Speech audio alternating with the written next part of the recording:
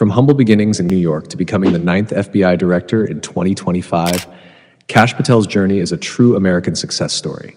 Patel, a man who once vowed to dismantle the FBI, now finds himself at its helm. How did someone so critical of the institution end up leading it? Today, we're diving deep into the life of Kash Patel, the man who's shaken up Washington with his sharp legal mind, controversial moves, and secretive persona. Get ready to uncover every detail of his rise, his personal life, and the scandals and triumphs that made him who he is today. Kash Vinod Patel, known as Kash Patel, was born on February 25, 1980, in Garden City, New York, to Indian Gujarati immigrant parents. His family's journey is nothing short of inspiring. They emigrated to Uganda some 70 to 80 years ago, where they faced ethnic persecution and were expelled by Idi Amin in the 1970s and briefly returned to India while having applied for asylum in the US, the UK, and Canada. Eventually, his parents settled in the US and built a new life. These early experiences instilled in him the values of hard work, resilience, and determination. Raised in the Hindu faith and educated at Garden City High School on Long Island, Kash's academic promise was evident early on. He earned his law degree at Pace University School of Law in 2005 in his memoir. Kash says he grew up apolitical, but in college he became more right-wing. His legal and political career began in earnest when, after law school, he was admitted to the Florida bar in April 2006. From 2006 to 2014, he served as a public defender in Miami-Dade County, representing clients in some of the toughest felony cases, from drug trafficking to firearms violations. This period honed his skills and set a high standard for justice. In 2014, Kash transitioned to a role as a trial attorney with the Department of Justice's National Security Division, serving as a legal liaison to the Joint Special Operations Command. By 2017, he had become senior counsel on counterterrorism for the House Intelligence Committee, working as a senior aide to Congressman Devin Nunes. Notably, he was instrumental in drafting the 2018 Nunes Memo, which accused the FBI of misconduct during the investigation of Russian interference in the 2016 election. What you basically will read in the Democratic memo is they are advocating that it's okay for the FBI and DOJ to use political dirt paid for by one campaign and use it against the other campaign. And I don't care who you are, a Republican, a Democrat, or an independent, in the United States of America, that is unacceptable. Patel's ascent continued as he joined President Trump's National Security Council in February 2019, quickly rising to become the senior director of the Counterterrorism Directorate by July 2019. Later, in 2020, he served as principal deputy to acting director Richard Grenell at the Office of the Director of National Intelligence, and even took on the role of chief of staff to the acting Secretary of Defense. In 2025, his journey culminated in becoming the FBI director, the first Indian American and Hindu American to lead the agency. This week we swore in a new director of the FBI, somebody that everybody wanted, Kash Patel. Kash is great. He's a popular guy. He went through with the blessing of a lot of good people too, I'll tell you, it was great. While Kash Patel's public life is defined by his high-profile political roles, his personal life remains largely private.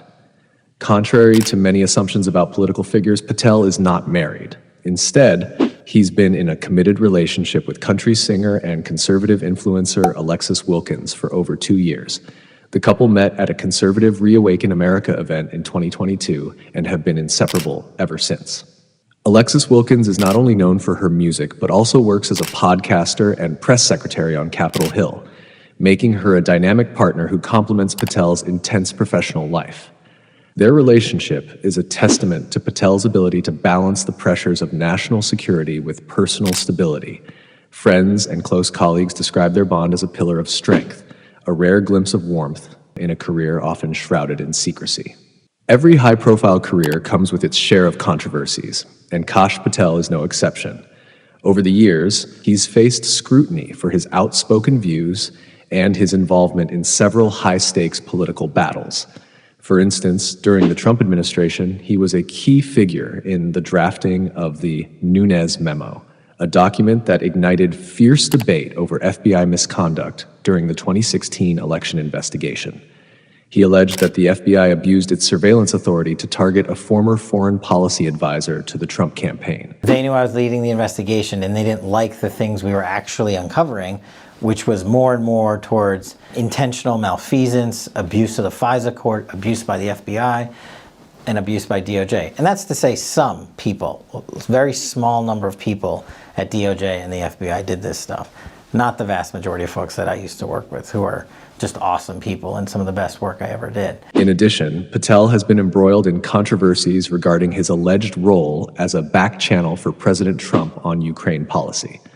In an October 2019 report, Politico, citing an anonymous former White House official, claimed that Patel had unique access to Trump and was providing out-of-scope advice on Ukraine policy, an assertion that fueled speculation about his influence in the administration. Patel vehemently denied the claims and took legal action, suing Politico for defamation and seeking $25 million in damages. Despite his efforts to clear his name, the allegations added fuel to the fire. It's extraordinarily unusual for a White House official to file such a suit. Kash Patel, he's a top official at the National Security Council, filed this $25 million suit against Politico. Its reporter Natasha Bertrand, an MSNBC contributor, saying they accused him of lying and deceit in reporting last month that he had fed President Trump negative information about Ukraine. Patel says in the suit he's never discussed anything having to do with Ukraine with the president. But it's not all scandal. Patel's strategic brilliance shone through during counterterrorism operations. He was involved in missions that, according to some reports, even played a part in neutralizing high-level threats.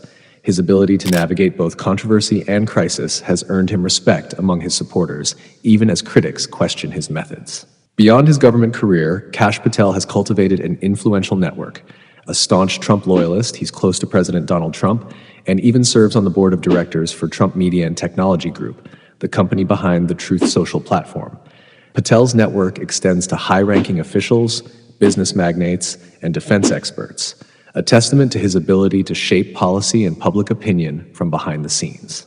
Not content with just a government legacy, Patel has ventured into media and entrepreneurship. He authored a children's picture book titled The Plot Against the King, talking about how Trump was cheated in the 2020 polls.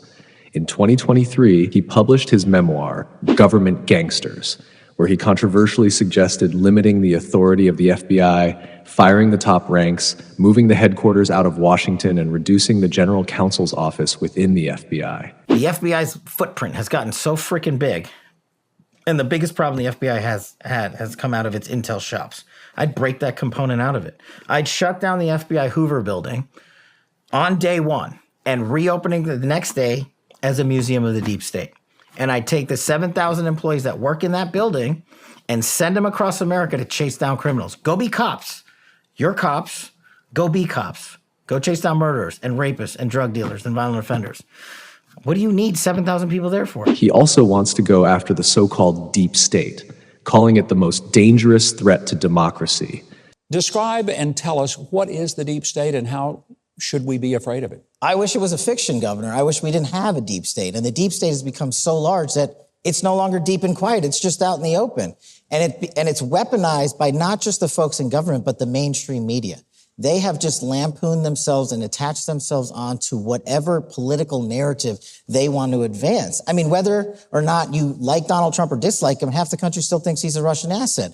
And look at the Hunter Biden fiasco. 5 years ago, this individual should have been charged with a simple felon in possession gun charge.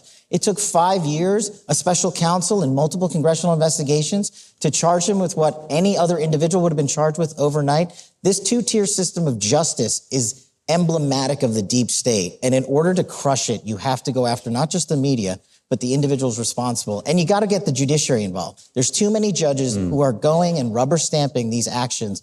And I encourage Congress to start impeaching some of these lifetime appointments. Which made his appointment controversial and set the stage for intense grilling during his Senate confirmation hearing. He even launched Fight with Cash, a charity aimed at uniting America First patriots. These moves have kept him in the spotlight, continuously stirring debate and conversation. Kash Patel's appointment as FBI director has sparked intense debate.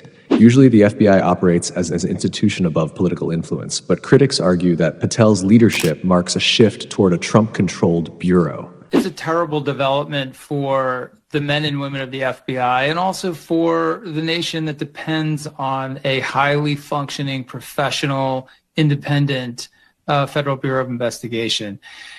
The fact that Kash Patel is profoundly unqualified for this job is not even like a matter for debate. So I think what we should really be thinking about right now is, what does this signal in terms of Donald Trump's intent for the FBI?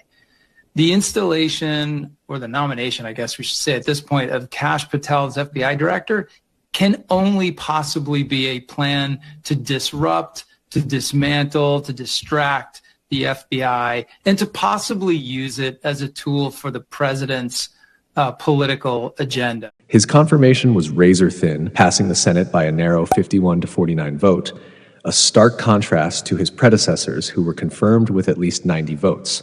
At the same time, the FBI has lost the trust of many Americans with concerns that the agency has become politicized. For Patel, the greatest challenge will be proving that he can lead the FBI impartially. With a career rooted in criminal law and national security, he has the credentials, but the agency's legitimacy depends on public perception. If he is seen as targeting political opponents or dismantling key investigative functions, he risks further eroding confidence in the Bureau. Meanwhile, his supporters emphasize his focus on curbing bureaucratic inefficiencies, which could lead to a more streamlined and effective agency. Either way, his tenure is set to be one of the most closely watched in FBI history. Whether you view him as a master strategist or a polarizing enigma, one thing is clear: Kash Patel is reshaping the narrative of American intelligence and politics. What do you think? Does his secretive, determined approach mark a new era in national security, or are the controversies simply part of a high-stakes political game? Let us know your thoughts in the comments below.